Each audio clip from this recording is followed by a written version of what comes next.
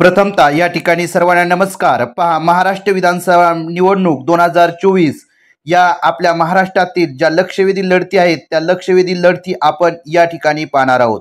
राज्यातील प्रमुख लक्षवेधी लढती संगमनेर विधानसभा मतदारसंघातून माननीय श्री बाळासाहेब थोरात आणि माननीय श्री सुजय विखे यांच्यामध्ये या ठिकाणी लढत होणार आहे।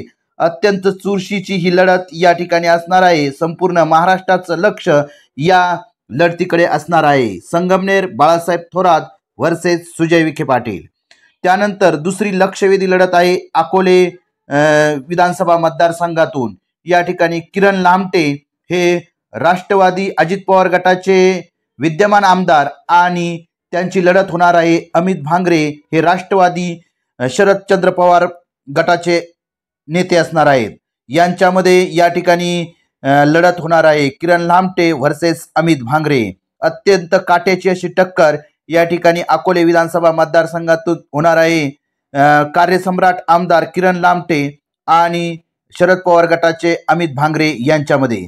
त्यानंतर पुढचा विधानसभा मतदारसंघ आहे राहुरी विधानसभा मतदारसंघ। या राहुरी विधानसभा मतदारसंघातून शिवाजीराव कर्डिले हे भाजपचे उमेदवार आणि विद्यमान आमदार प्राजक्तदादा तनपुरे हे शरदचंद्र पवार राष्ट्रवादी गटाचे विद्यमान आमदार यांच्यामध्ये अत्यंत चुरशीची लढत या ठिकाणी होणार आहे शिवाजीराव कर्डिले आणि प्राजक्तदादा तनपुरे।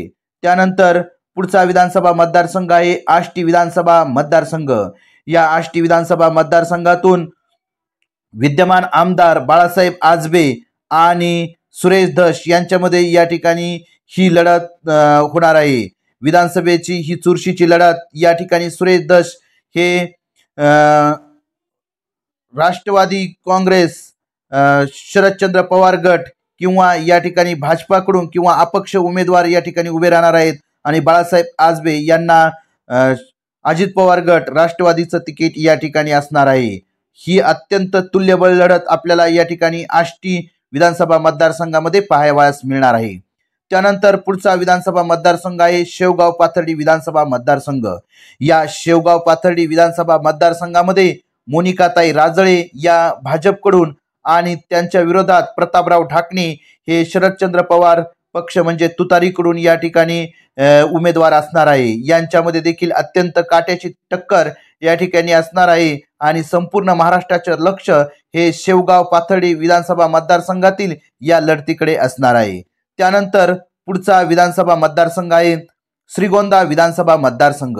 या श्रीगोंदा विधानसभा मतदारसंघातून राहुल जगताप हे तुतारीचे या ठिकाणी उमेदवार असणार आहेत आणि त्यांच्या विरोधात भारतीय जनता पक्षाचे विक्रमसिंह पाचपुते हे असणार आहेत। विक्रमसिंह पाचपुते हे बबनराव पाचपुते यांचे चिरंजीव असणार आहेत। यांच्यामध्ये देखील अत्यंत चुरशीची ही लढत या ठिकाणी श्रीगोंदा विधानसभा मतदारसंघातून होताना दिसत आहे।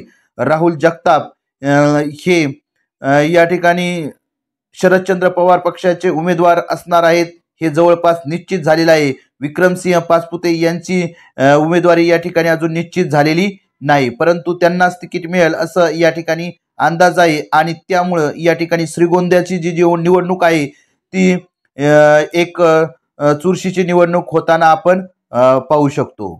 त्यानंतर पुढचा विधानसभा मतदारसंघ आहे पारनेर विधानसभा मतदारसंघ। या पारनेर विधानसभा मतदारसंघातून सुजित झावरे यांना बीजेपीचं तिकीट या ठिकाणी मिळणार आहे आणि राणीताई लंके या राष्ट्रवादी शरदचंद्र पवार गटाकडून या ठिकाणी त्यांची उमेदवारी असणार आहे।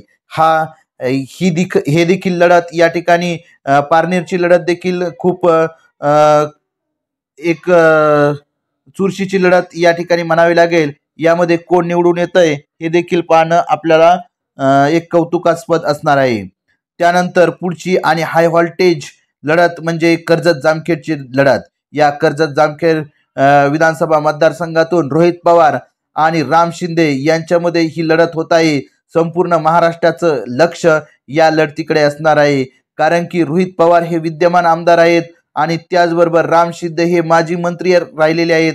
या मंत्री आणि रोहित पवार म्हणजे राम शिंदे हे माजी मंत्री आणि रोहित पवार यांच्यामध्ये अत्यंत काट्याची टक्कर या ठिकाणी कर्जत जामखेड या विधानसभा मतदारसंघातून होणार आहे।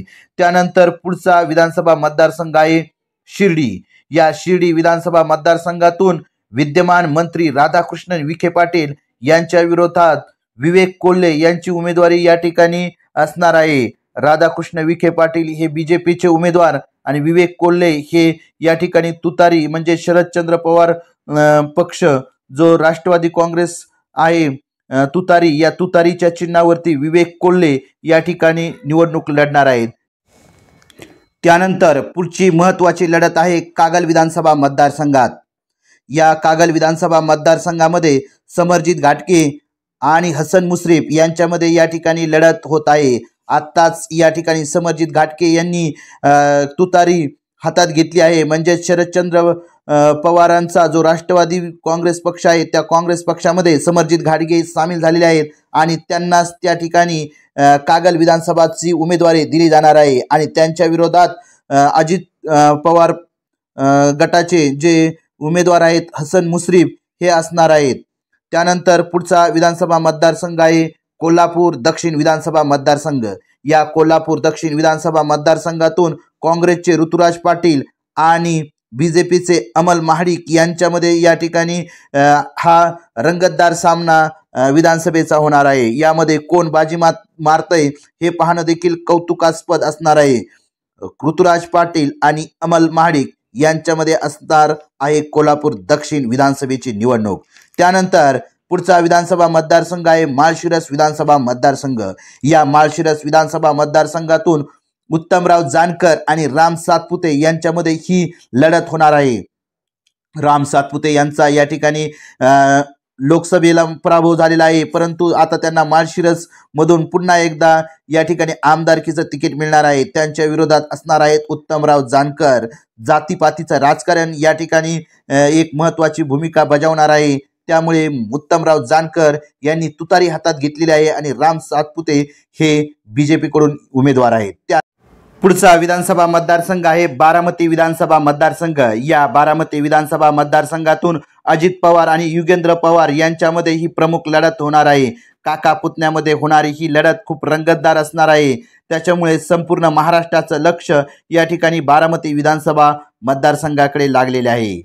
त्यानंतर पुढचा आणि शेवटचा विधानसभा मतदारसंघ आहे इंदापूर विधानसभा मतदारसंघ। या इंदापूर विधानसभा मतदारसंघातून दत्तात्रय भरणे हे अजित पवार गटाचे या ठिकाणी उमेदवार फिक्स आहेत आणि त्यांच्या विरोधात हर्षवर्धन पाटील यांना या ठिकाणी उमेदवारी मिळण्याची दाट शक्यता आहे। हर्षवर्धन पाटील हे बीजेपीचे जरी असले तरी त्या ठिकाणी ऐनवेळी ते तुतारी हातात घेऊ शकतात आणि शरदचंद्र पवार पक्ष राष्ट्रवादीकडून देखील ते उमेदवारी करू शकतात। म्हणजेच या ठिकाणी इंदापूरची निवडणूक देखील खूप महत्त्वाची असणार आहे आणि संपूर्ण महाराष्ट्राचं लक्ष या ठिकाणी इंदापूर विधानसभा मतदारसंघाकडे असू शकतं। अशा पद्धतीच्या महाराष्ट्रातील अत्यंत महत्त्वाचे आणि सर्वांचं लक्ष वेधून घेणाऱ्या लढती या ठिकाणी आपण पाहिलेल्या आहेत। आता या ठिकाणी महाराष्ट्र विधानसभेच्या निवडणुकीच्या तारखा देखील डिक्लेअर होणार आहेत आणि या महाराष्ट्रातील ज्या लक्षवेधी लढती आहेत त्या लढती आपण या ठिकाणी पाहिलेल्या आहेत।